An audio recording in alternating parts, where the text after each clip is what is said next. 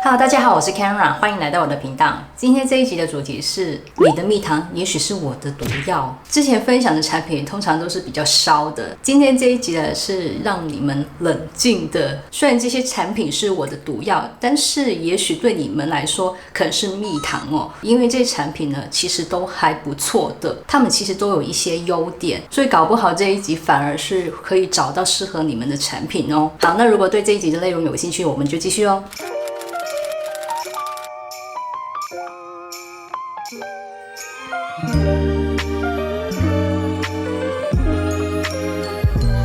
有一直看我影片的观众朋友应该也知道，我的皮肤是属于比较敏感的，所以我一向使用产品之前都会看一下它的成分。但是有时候你看它的成分还不错，可是不一定用起来是适合你的。每一次开箱新产品都是一个学习，希望接下来的产品对你们是有帮助哦。第一个我的毒药产品分享是曼妞玫瑰花化妆水。这款化妆水的包装很漂亮，你看粉红色看起来非常的优雅，然后它的香味呢也是非常疗愈的，它不是单纯的玫瑰花香，它还有一点点的依兰的香气，非常的好闻，而且它成分里面是没有添加香精和酒精，还有 PEG。它的香味呢是来自于天然的植物精油，使用起来那个香味是很自然的，它不会过于的强烈，基本上你使用完一阵子它就会散掉了。它的肤感也非常好，是属于比较像精华水的质地，也非常好吸收，而且它成分也还不错哦，都是一些植物萃取。大家看一下，吸收完之后呢，其实还蛮清爽的，可是你会感觉到还蛮保湿的，它是很深沉的保湿感。它的成分添加有碳酸水、普罗旺斯玫瑰花水、大马士革玫瑰花水、玫瑰果提取物、莲花水、茉莉花水、苦橙花水、洋甘菊花水、芦荟叶提取物、烟酰胺、百里花提取物、绿茶水、薰衣草提取物、山茶花提取物，还有一些植物的萃取以及发酵物。精油方面添加了依兰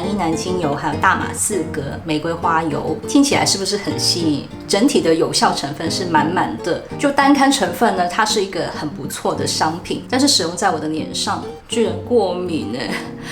非常可惜，因为我还蛮喜欢这个产品的，但是我过敏了，所以我没办法继续使用。我是有休息一阵子再继续使用它，但是一样都有点过敏的现象，而我的过敏现象不至于很严重，用的时候可能会有感到刺的感觉，之后皮肤会出现不稳定的现象，过几天它会慢慢的消掉。现在这个化妆水我只能用在我的脖子还有我的身上，这个给你们参考吧，也许是因为它的精油还有植物的添加太多了，可能会对于某一些敏感肌会有点刺激。那如果你的皮肤是比较容易过敏的，跟我类似的，就不建议使用咯。但是如果你是健康皮肤的话，可以试试看，它的使用感受还有香气成分都还不错的。那第二个产品分享呢，也是曼妞的玫瑰花精华液，它就是跟化妆水同一个系列。它的问题跟化妆水一样，使用在我皮肤会有刺的感觉，有一点过敏的现象，整个过敏的反应是跟化妆水一样的。它的香味跟化妆水一模一样，也是玫瑰花，带有一点依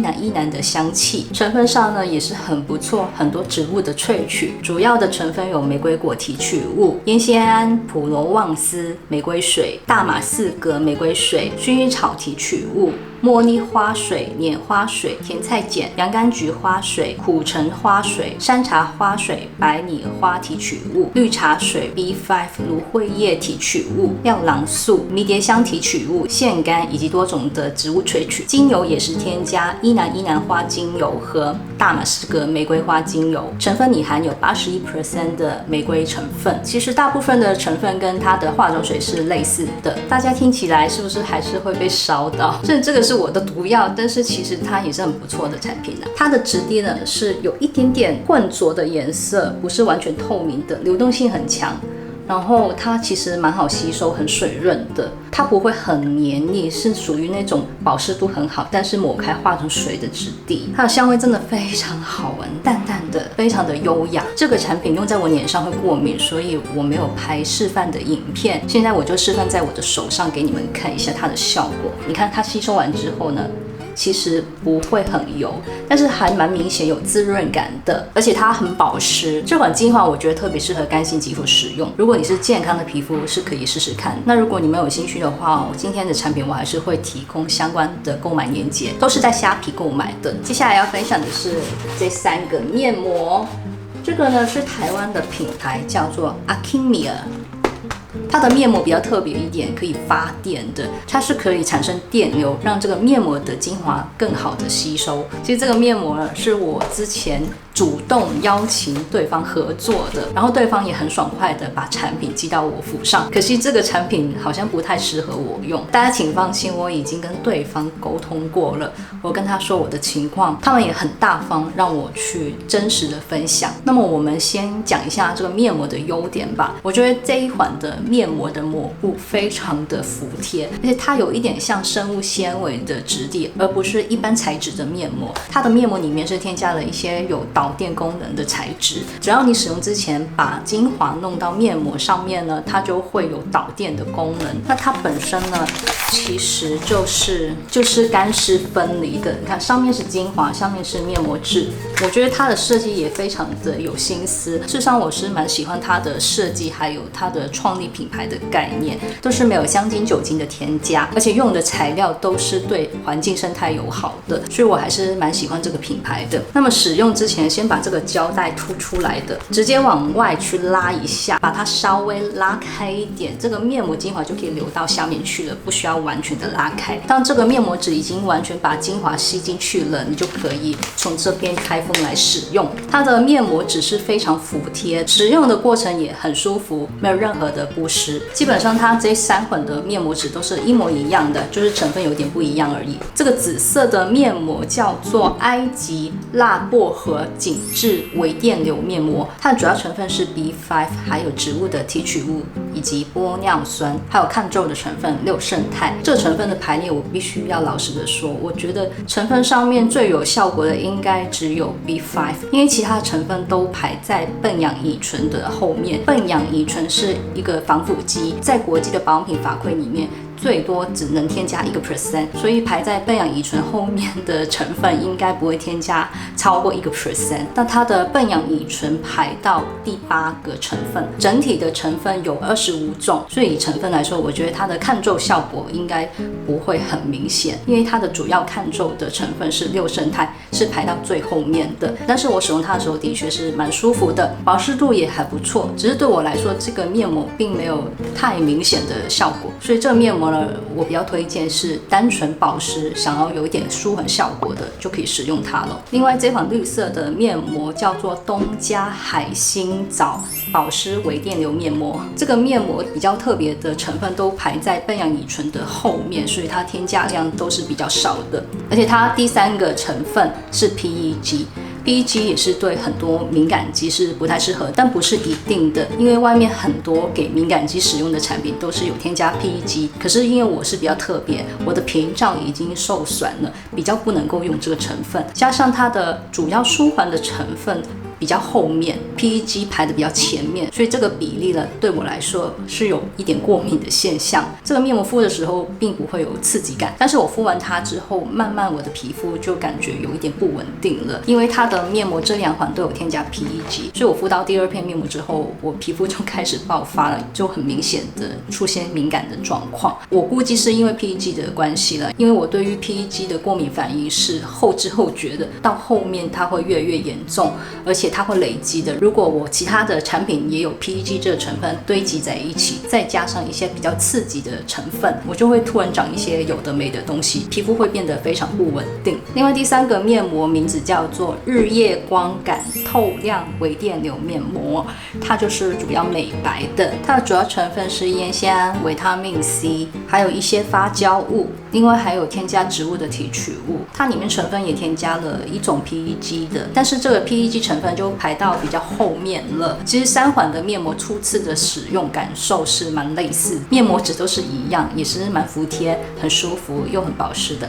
但是因为这一款我用起来也是会过敏，所以后面的美白效果我就没有太清楚。那如果你们有使用过这些面膜，都可以留言哦，可以说一下你们的使用感受。我觉得成分也是没有问题的，只是我用起来会过敏，所以如果你不是敏感肌的话，可以试试看。但其实厂商也说过，他们有一些敏感肌、酒糟肌的一些朋友有使用过，都不会有敏感的状况，所以也不一定是敏感肌不能用。反正这些面膜使用在我身上是我的毒药，这个很可惜，我也感到有点抱歉。那这些资讯就给你们参考咯。接下来要分享的是 Melissa 的草本护手霜。这个护手霜我买的时候是有2个香味的，它们都有精油的添加，有一些精油的芳疗香气。我手上这一款是属于比较草本的香气，另外一款是柑橘类的香气。当初我被烧到是因为它卖得很快，很快就缺货，它一补货我就买了，而且它的成分是没有香精、酒精添加的，它的香味是来自于植物的精油。我觉得它最大的问题是它的香气，因为我想说它的草本香气是很疗愈、很天然的木质，有点森林的那种芬多精的香气。可是我使用起来，我感觉很像在涂防蚊液。大家有用过防蚊液，应该也会想象到这个香味是很重的柠檬香茅的味道，它就是很明显的柠檬香茅的香气。虽然它也有添加一些木质调的木头香气，但是这个木质调的香气呢，非常的呛，闻起来是很不舒服，而且这个香味是非常的明显，它可以停留很久哦。涂一点点在手上，它可以大半天都闻到这个味道。我觉得使用完它之后，它一样可以达到防蚊液的效果。这个香气我没办法爱起来。另外就是它的质地，它的质地就是像一般的面霜，有一点浓稠度的，给大家看一下。它是这种形态，那抹开之后呢，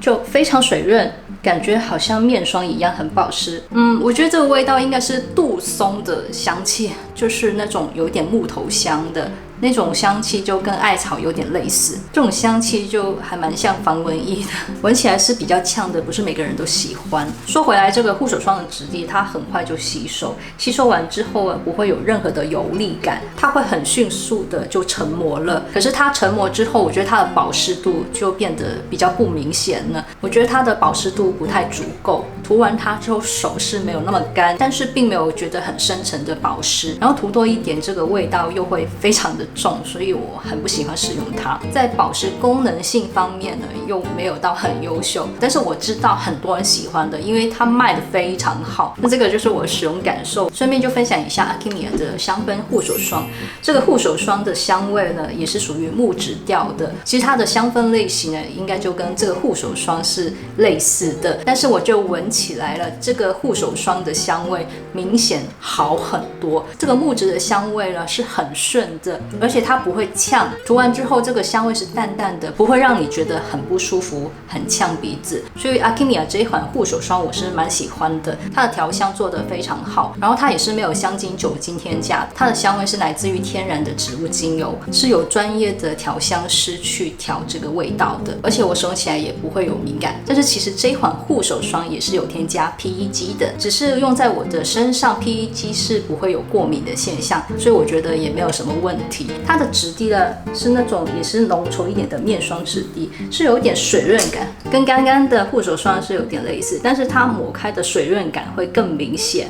这个味道就真的是舒服很多。虽然这个味道是有点类似，但是它真的是比较好闻的。然后这个护手霜呢也是吸收的很快，但是它的保湿力是比较能够持久的，是属于保湿力不错，但是又很清爽的类型。如果喜欢木质香调的朋友们可以买这款护手霜试试看，因为它也不贵，在 Alchemia 的官网是有购买的。然后它的设计也比较特别的，是可以挂起来的。虽然我不太会这样子挂起来了，但是它就是有这个功能的设计。接下来的产品分享是 Essentree 的比菲的精华。这款精华的成分还有效果其实都还不错哦，但是为什么是我的毒药呢？我觉得是因为它的质地对我来说太过滋润的，它的质地是有流动性的，非常的水润，但是涂抹开你会感觉到有一点油润的感觉，好像涂了精华油的感觉。我觉得少量的使用它还行，但是如果涂多一点点，加上皮肤并没有那么干的时候，用它会感觉有点闷闷的。它其实非常适合敏感肌使用。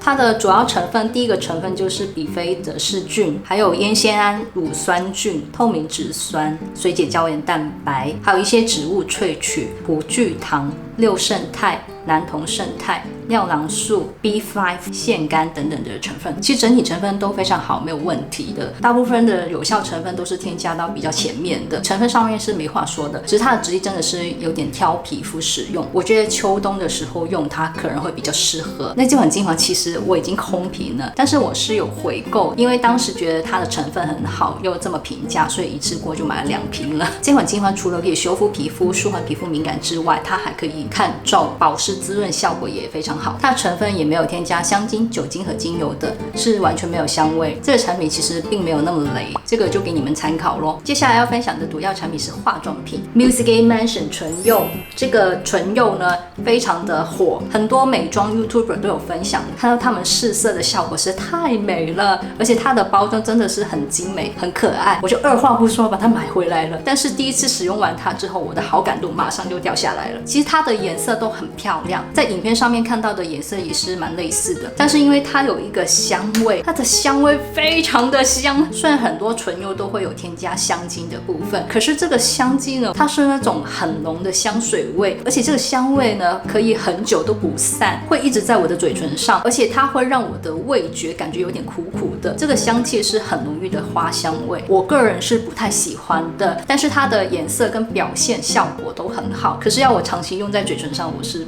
不太愿意。可能拍影片的时候还可以偶尔使用一下，但是要出去的话，我肯定不会使用，因为那个味道实在太浓了，很不舒服。这个就是毒药的原因。可是这个唇釉呢是非常多人喜欢，他们也不介意这个香味的，所以我觉得对于很多观众来说，搞不好是你们的蜜糖哦，因为它的颜色真的很漂亮。好，那今天的分享就到这里结束哦。喜欢我的影片的朋友们，请记得帮我按赞，还有别忘记分享、订阅、按小铃铛。我们下次见吧，拜拜。